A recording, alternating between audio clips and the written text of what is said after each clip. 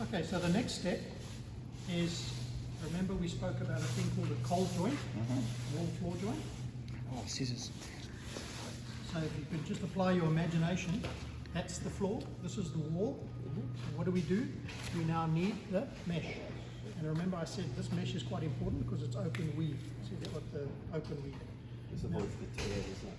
That's right, the sharing. Now the thing to remember about the mesh is we just produce a 200mm wide mesh because that's convenient because we get 5 rolls out of a meter. So we chop it down. You don't have to use 200.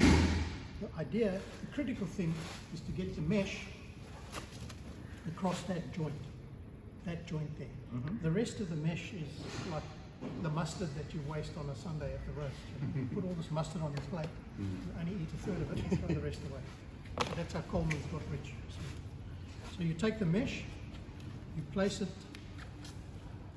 in there. What I normally do is I fold it, I crease it, and place it in there, like that. Now what you can do is get a gyprock spatula, which I didn't bring. Oh, thanks. A wide gyprock spatula, which you can then use to push the mesh in there. Because if you don't, what you find happens is that the mesh slips and slides. All right. But if you've got something to tie down with, you hold it in place, and you just lightly overcoat it. Not too thick. I got a call this morning from a guy in Wagga Wagga. I went down there to show him how to use the product.